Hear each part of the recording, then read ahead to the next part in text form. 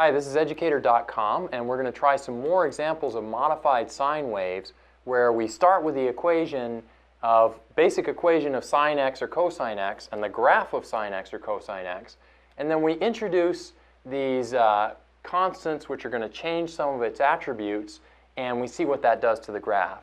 So remember, the equation we're working with in general is a sine or cosine of bx plus c plus d, and then from each of those values we figure out these various attributes: amplitude, period, phase shift, and vertical shift.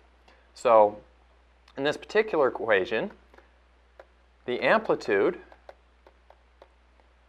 remember that's just a, so you read that off as 4 here. The period is 2 pi over b. The b is 2 here, so that's 2 pi over 2, which is pi. The phase shift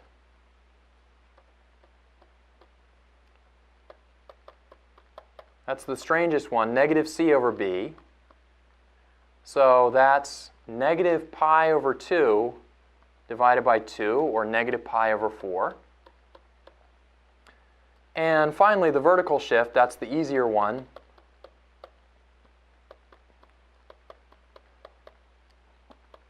Is negative 1 here. So again, we'll start out with a basic sine wave, and then we'll work through introducing these attributes one at a time and see how that moves around and creates a new function for us. So we'll start out with a basic sine wave.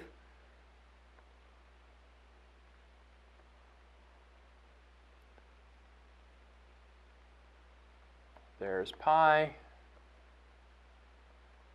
There's 2 pi. So I'm just going to graph sine x to start with. I'm going to graph it kind of flat because I'm looking ahead and noticing that the next step is to increase the amplitude to 4. So it's really going to get stretched up. So I'm going to keep my scale kind of narrow here. So the next step is to introduce the amplitude. So we're going to graph 4 sine x. So that stretches it up and down by a factor of 4. Negative 4 goes down to negative 4, goes up to positive 4. So that makes it a lot steeper.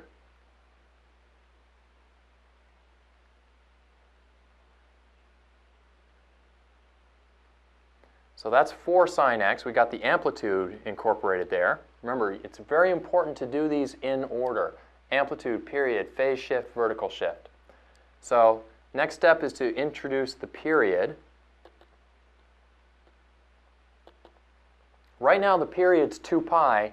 We want the period to be pi. So that's going, instead of doing a full cycle in 2 pi units, it's going to do a full cycle in pi units. That means it wobbles twice as fast. So let me try and draw that.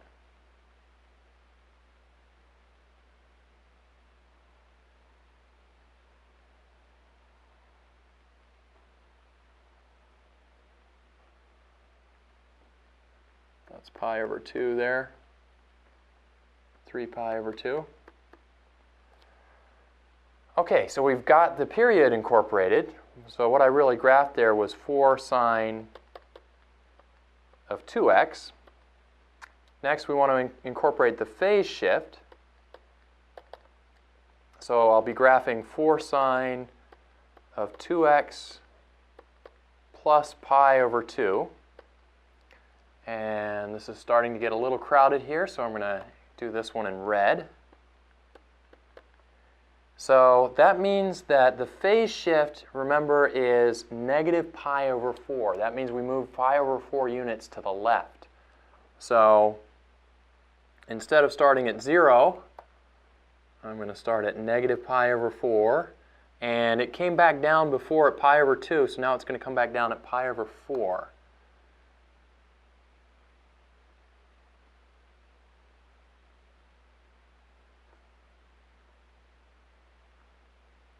Used to come back up at pi, so now it comes back up at 3 pi over 4.